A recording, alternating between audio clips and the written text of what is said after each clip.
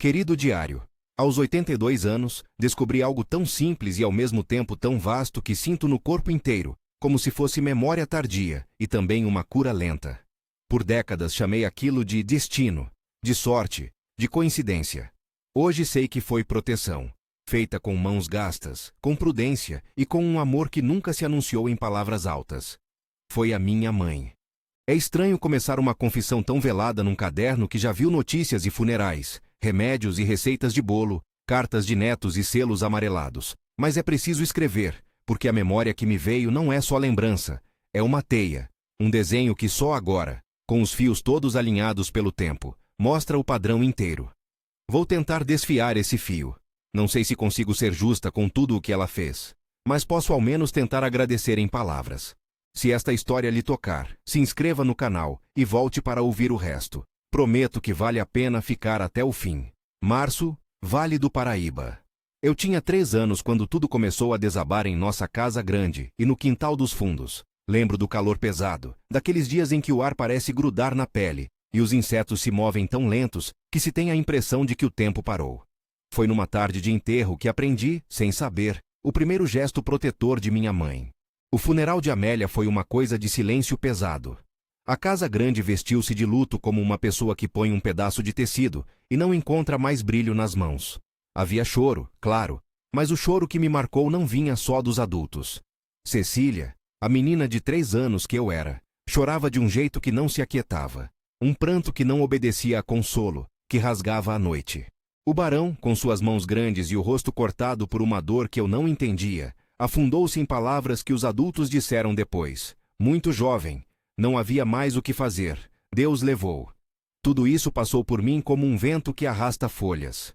Minha mãe, Sebastiana, estava nos fundos, entre as panelas e as tábuas. Ela vinha do trabalho com as mãos marcadas de farinha e o cheiro forte de café no avental. Lembro da precisão com que ela lavou minhas mãos sujas de terra, do olhar que lançou para se a casa grande e depois se fixou em mim, como se calculasse, ali mesmo, o que era preciso fazer para manter o chão sob nossos pés firme.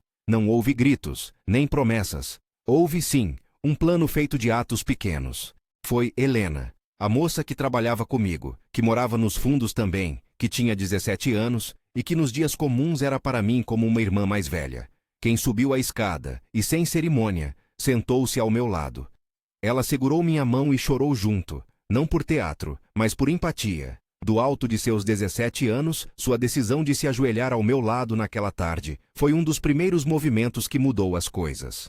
Quando uma menina maior chora com outra, há sempre uma espécie de transferência. O que era desespero vira companhia. E minha mãe, vendo aquilo, sorriu com os olhos. Um sorriso que não estava contente, mas que tinha uma conta a pagar. A conta do que seria preciso para me proteger enquanto eu crescia. Naquele instante, ela me protegeu com uma escolha muda. Escolha que só entendi depois, com os ossos cansados e a visão turva, olhando para trás como quem olha um mapa. Houve então uma sequência de manhãs e noites que, juntas, formaram o escudo. Mamãe acordava antes do galo e voltava depois de tudo escurecer. Do seu trabalho na cozinha, onde punha a vida em panelas e feiras, ela trazia algo que eu só supe nomear mais tarde: segurança material. Não aquela segurança de abundância, mas a segurança de ter o pão diário e as roupas limpas, de não precisar mendigar além do necessário. Mesmo quando havia pouco, ela fazia com que o pouco parecesse suficiente. Lembro dos domingos em que o cheiro de bolo invadia a casa e os meninos do bairro paravam para olhar o quintal murado. Minha mãe ria sem ostentar, enrolava o pão entre guardanapos e ensinava com jeitinho como economizar o açúcar. Eram lições práticas, mas tinham a aparência de afeto.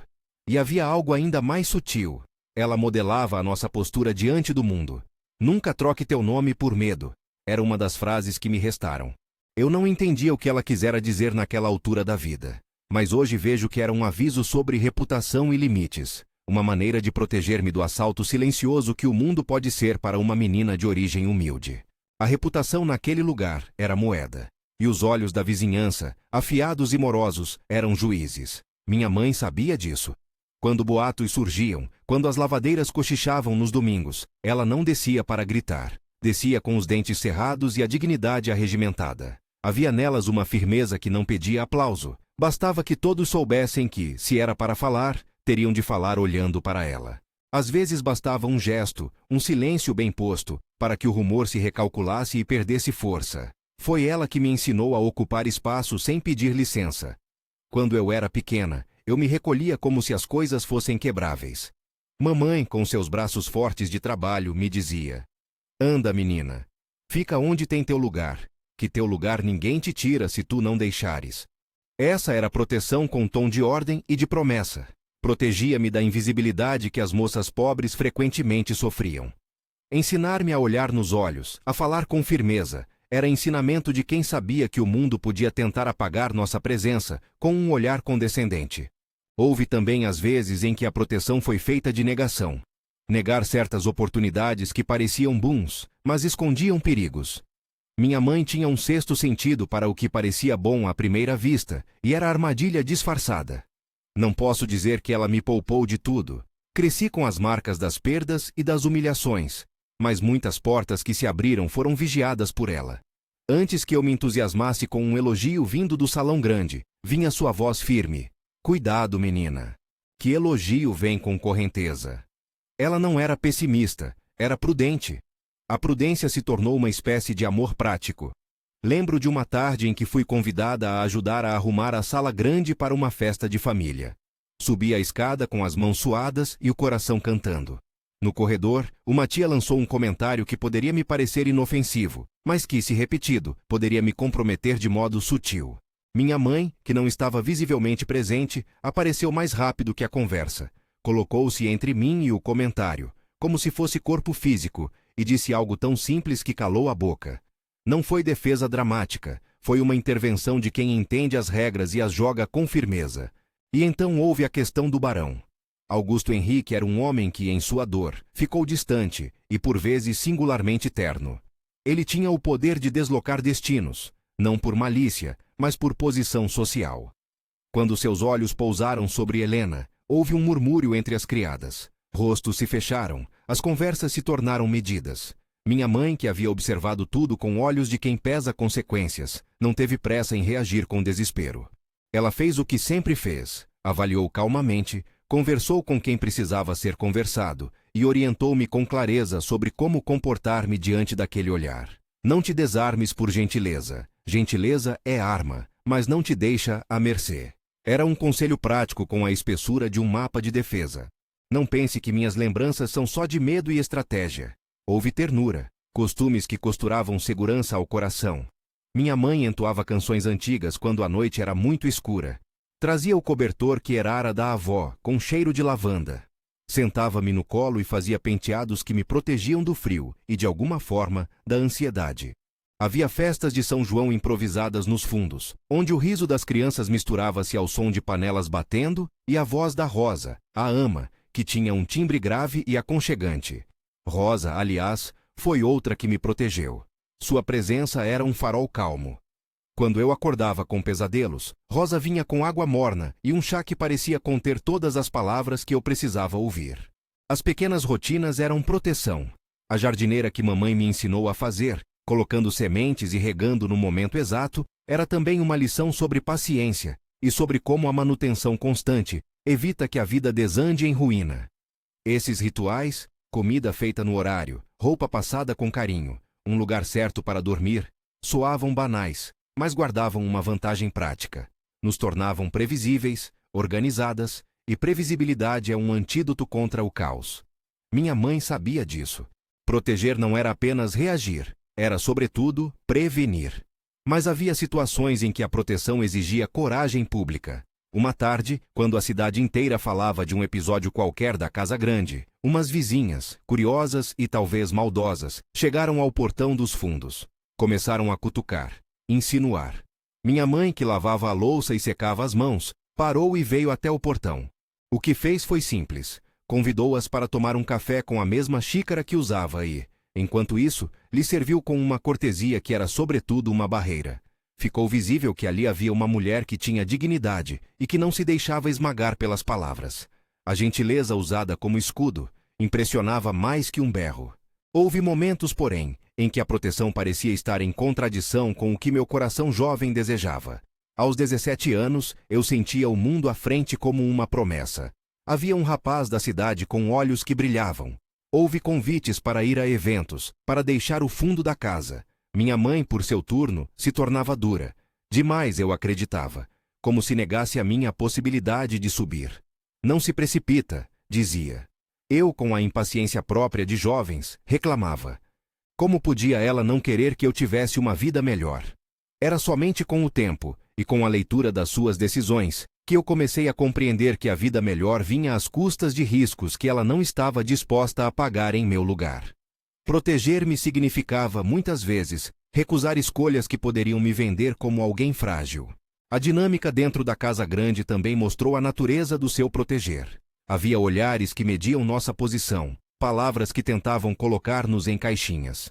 Minha mãe, entretanto, tratava todo o trabalho como missão. Não era subserviência quieta, era ocupação plena do seu espaço. Nas panelas, ela era rainha, e essa autoridade cotidiana trouxe-nos estabilidade. Quando alguém tentava diminuir-nos, bastava que ela agisse com a mesma calma de sempre, e os que lá estavam entendiam que havia linhas que não se atravessavam. Proteção morava ali, em limites bem traçados. Certa vez, lembro de ter visto minha mãe chorar à noite, sozinha, uma lágrima que caiu e foi rapidamente seca. Não era choro de desespero, era choro de cálculo e de peso. Nessa noite, ela estava preocupada comigo, não pela minha sobrevivência física, aquilo estava garantido, mas pela minha alma, por quem eu viria a ser diante de todo o mundo. Chorar assim era também um modo de me proteger. Ela guardava tristeza para si para que eu não precisasse carregá-la. Há um egoísmo bonito nesse gesto. Ela tomou para si o peso para que eu crescesse mais leve. Enquanto tudo isso se desenrolava, a cidade gramava com cochichos. Há algo corrosivo na curiosidade pública. O que a minha mãe fez, muitas vezes, foi neutralizar esse veneno com trabalho e presença. Se havia riscos no olhar de um homem poderoso, ela resolveu que o melhor era ensinar-me a responder com firmeza e a nunca aceitar elogios sem olhar. Se havia riscos de queda social, ela trabalhou para manter a casa de fundos limpa, organizada, com voz firme. Se havia risco emocional, ela me colocou perto de pessoas que me acolhiam sem interesse, como Rosa e Helena. Seu plano não era grandioso, era feito de milhões de pequenas decisões que, juntas, criaram um círculo de segurança. Mas não era só defesa. Havia momentos em que ela colocou em jogo o que possuía para garantir que eu tivesse futuro. Não posso dar conta de cada moeda trocada, de cada favor pedido, de cada errand que ela fez levando peso no corpo e no orgulho. Sei apenas que vi o seu cansaço e entendi, na velhice, que esse cansaço tinha um propósito: manter um rumo para nós. Havia, e às vezes, a impressão de que a vida dela era toda um conjunto de negociações silenciosas com o mundo, e que cada negociação tinha um único objetivo: nós. E então chegamos ao ponto que mudou tudo. A tarde em que Helena subiu e chorou comigo. Foi simples, quase despretensioso, e ainda assim carregado de consequência. Eu me acalmei no colo dela. Quando uma criança assim se aquieta, as rachaduras da casa reduzem, as acusações passam e a atenção se desloca para outros ventos. A empatia prática de Helena, ensinada, imagino, pela minha mãe, foi uma peça-chave para que a casa retomasse a rotina. Minha mãe observou aquilo com a serenidade de quem viu sua estratégia funcionar. Era mais que chance, era resultado. Mas havia uma outra camada de proteção que só entendi muitos anos depois. E é aqui que me detenho hoje, escrevendo quase em voz baixa. Minha mãe criou uma narrativa para nós, não uma mentira, mas uma maneira de viver que orientava as falas alheias. Em público, ela nos colocou sob um tipo de etiqueta que tornava difícil aos aproveitadores encontrarem brechas. Era uma aparente simplicidade: vestir-se com dignidade, falar com clareza, não se deixar levar por insultos, agradecer quando era preciso agradecer e ignorar quando o ataque vinha dos covardes. Essa narrativa, tão cuidadosamente ensinada, funcionou como um escudo invisível. Senti isso décadas depois, quando me vi sozinha numa cidade estranha, sem a casa grande nem as panelas da mãe, mas com a mesma dignidade enraizada em mim. Em horas difíceis, vinha à mente o rosto de Sebastiana e sua voz curta: "Não te encolhas." Era como se ela tivesse me passado um manual de defesa moral, sem alarde, usando as palavras mais simples e os atos repetidos até que eu os fizesse sem esforço. No entanto, se há uma verdade que me assombra, é que nem todas as proteções têm preço baixo. Há renúncias que pesam.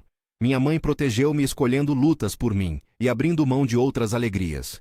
Isso me dá uma culpa bonita, e também um agradecimento que talvez só caiba em páginas como estas. Não sei se lhe contei alguma vez. E se contei, talvez não o suficiente, o quanto pensei que as renúncias dela eram injustas. Queria que tivesse tido mais festas, menos amargura, que tivesse rido com menos medo. Ao mesmo tempo percebo agora que essa amargura tinha um sentido. Era tempero do remédio que nos salvou. Há episódios pequenos que me vêm em flashes, como placas de azulejo. Recordo de uma tarde em que o barão se demorou na sala, e eu, ingênua, tropecei numa bolsa de palavras que poderiam ter sido interpretadas errado. Minha mãe apareceu com uma bandeja de doces, e sem pressa, ofereceu a todos. Naquele gesto havia uma profissionalidade na diplomacia. Adoçar a boca de quem poderia acusar é também uma técnica de sobrevivência. Muitos julgam esses detalhes, mas não conhecem o peso da necessidade. Proteção por vezes vira astúcia, e minha mãe sabia usar a astúcia com ética. Existe também a narrativa que o mundo constrói sobre as mulheres que trabalham. Nem sempre a história nos é favorável. Havia quem visse em Sebastiana apenas uma cozinheira, uma figura limitada. Eu, contudo, com os olhos que hoje sou, vejo nela uma estrategista. As panelas eram seu quartel, a cozinha, seu gabinete. Ali ela planejava jornadas, armava defesas e costurava o futuro de quem dependia dela. Se alguém a subestimava, empobrecia-se em entendimento.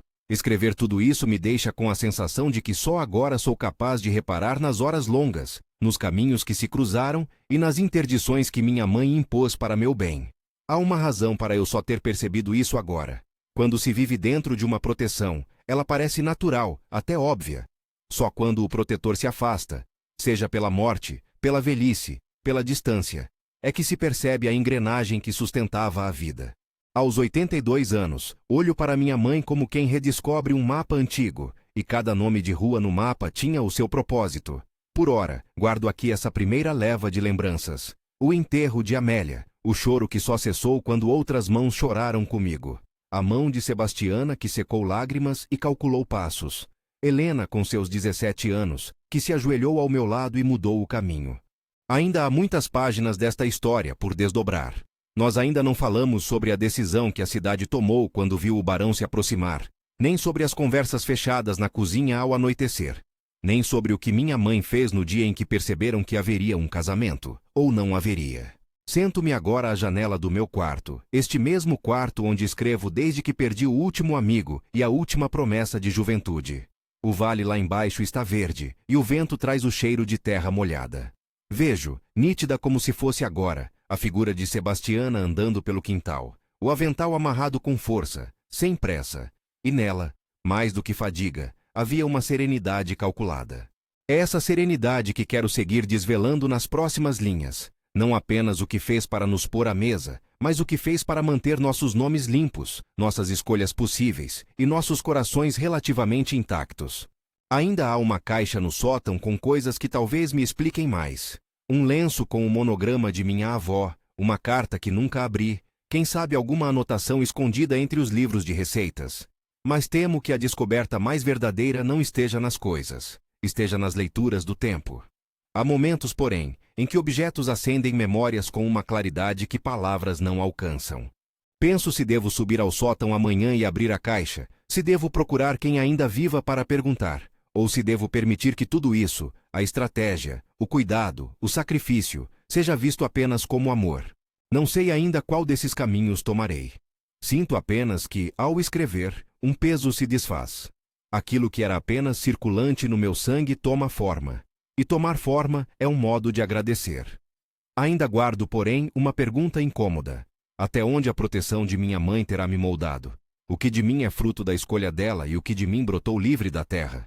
É uma pergunta que me faz tocar o rosto, contar as rugas e perceber o quanto herdei de coragem e de aviso. Amanhã, ao amanhecer, irei ao sótão. Quero olhar com calma, tocar os objetos e, talvez, encontrar ali algo que me dê mais certeza sobre as escolhas que ela tomou. Há também, escondida em mim, uma dúvida que grita: será que eu, como filha, reconheci e agradeci o suficiente? Essas perguntas são um peso e um conforto ao mesmo tempo.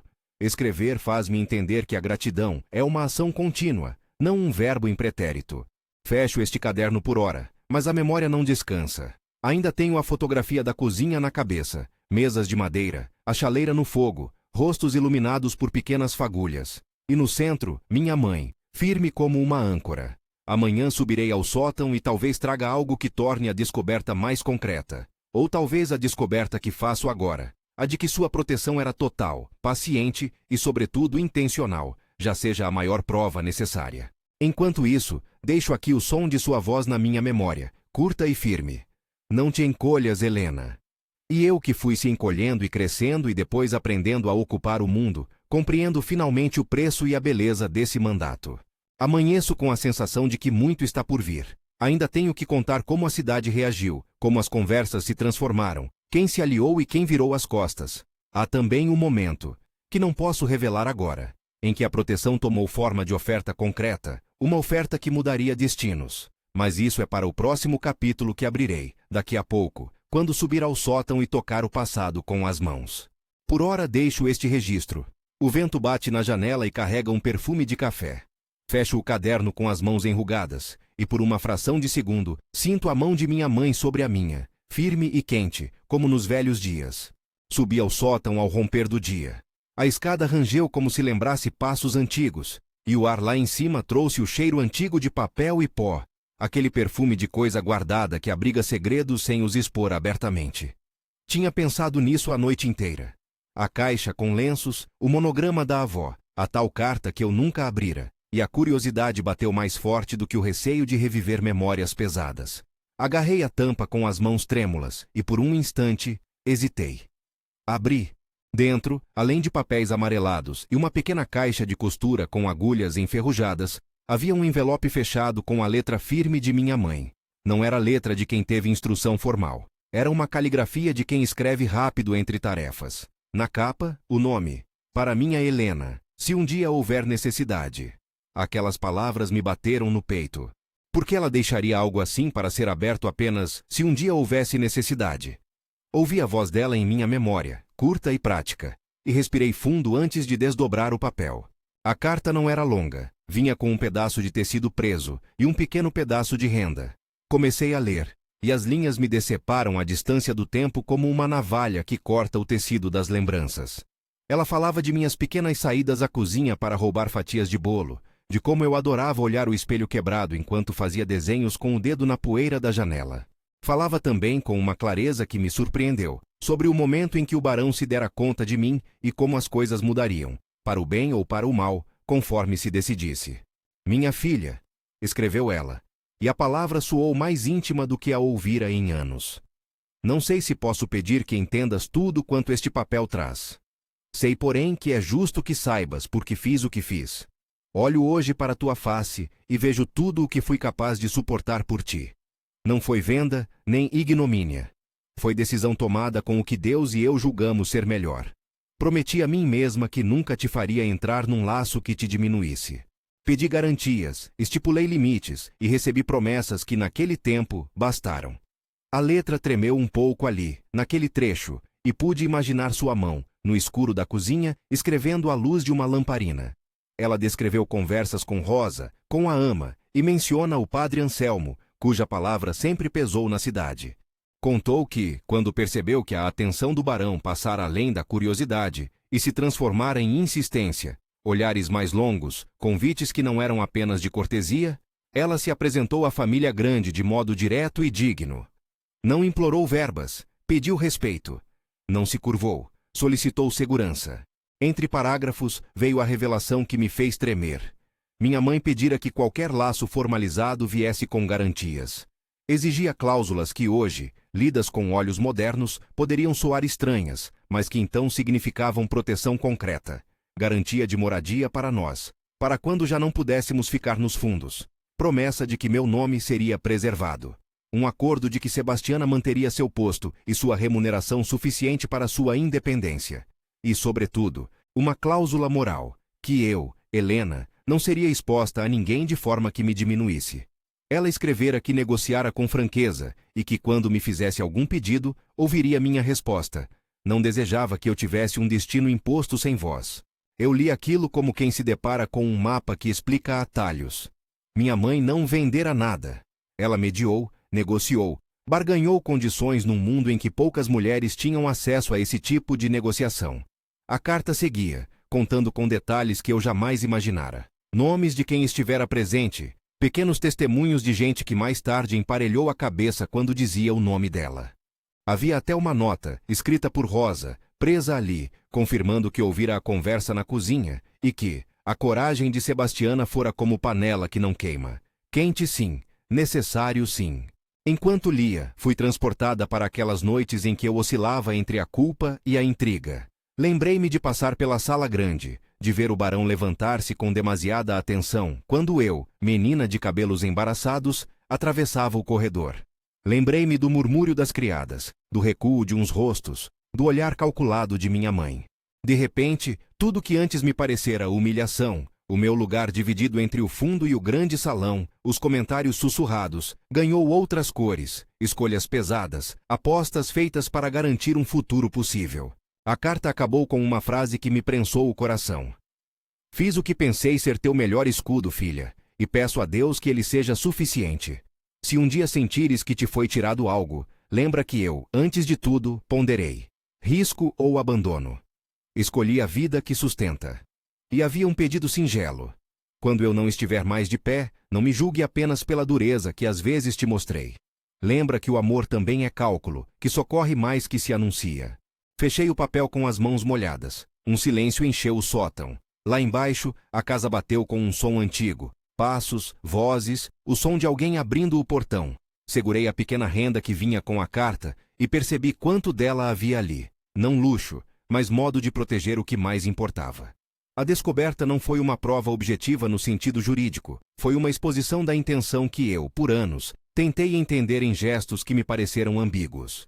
Agora, na caligrafia torta de minha mãe, estavam palavras que explicavam e justificavam de forma humana e dolorida. Desci as escadas e fui à cozinha. Rosa estava junto ao fogão, enrolando uma toalha. Seu rosto se abriu num sorriso contido quando me viu com a renda na mão. Ela ficou em silêncio por alguns instantes, e depois, como se fosse dar autorização a um segredo que já sabia, contou-me sua versão daquela noite de decisões. Disse que testemunhara a conversa entre minha mãe e a senhora de cabeça do barão, uma mulher com mãos de pérola, que ouvira promessas e reparos. Rosa confirmou que havia testemunhas. O padre Anselmo, em particular, ajudara a dar solenidade às promessas, não legais como um contrato, mas suficientes para então. O que conta, minha filha? Disse Rosa. É que a tua mãe não se entregou. Ela exigiu que não se te tirasse o que era teu. Nome, chance de ser e de escolher. Passei horas naquele dia conversando com quem restava vivo que vivera os acontecimentos. Fui à casa de Dona Valéria, que morava na rua de baixo e que tinha visto o casamento com os próprios olhos. Encontrei o doutor Cavalcante em seu consultório, que lembrava do alvoroço social com a mesma precisão com que anotava os sintomas dos pacientes. Cada relato confirmava parte do que a carta sugerira. Havia negociações, sim, havia concessões também. Mas tudo, nas palavras dos que viam de fora, foi mediado por minha mãe com firmeza. Ninguém falou de crime. Ninguém me disse que eu fora uma mercadoria. Disseram, com outras palavras, que minha mãe escolheu um caminho que oferecia sustentação quando todas as alternativas eram frágeis. Quando a cidade soube de noivado e depois do casamento, os cochichos não cessaram. O povo gosta de narrativa simples, herói e vilão, mas a vida é quase sempre mais complicada. O casamento na minha história trouxe alívio e contusão ao mesmo tempo. Alívio porque, de fato, vivíamos em segurança e as prateleiras raramente ficaram vazias. Contusão porque minha intimidade foi reformulada por olhares que eu aprendera a interpretar como comércio social. E havia ainda o preço humano. Minha mãe pagou em silêncio. Vejo agora, com clareza cruel, quanto ela deixou de lado para que nós tivéssemos algo estável. A cerimônia foi serena, não opulenta. Lembro do tecido simples do meu vestido.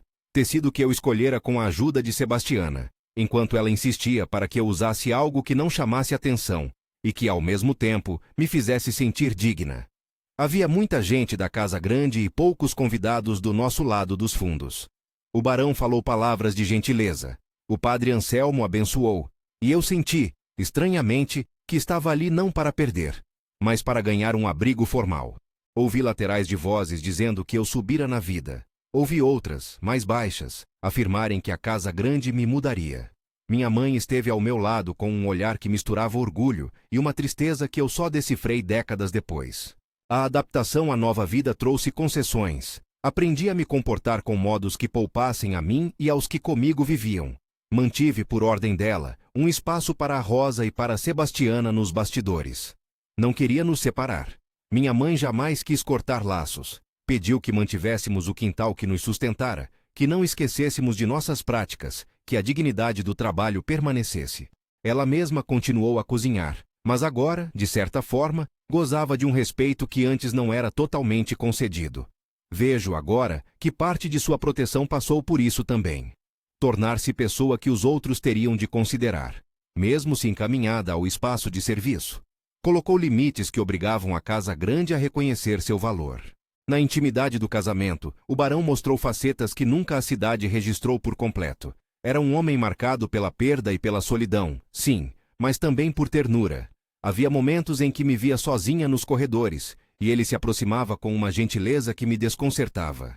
Aprendi a aceitar a gentileza como um fato, sem que isso me anulasse. Minha mãe me ensinara a guardar meu nome e a não me deixar enganar por aplacos vazios. Ela me lembrara sempre de que gentileza não era rendição, era ferramenta, e eu a usei conforme a ensinara. Com o passar dos anos, houve lutas internas. Houve ocasiões em que desejei mais liberdade do que o casamento parecia me dar.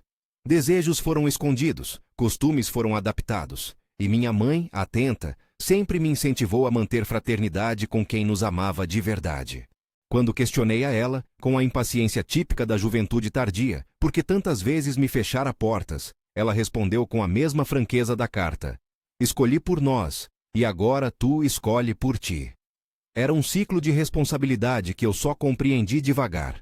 Os anos levavam e traziam coisas. Tive filhos que correram com botas no quintal, e neles vi o efeito prático da proteção que minha mãe trouxera.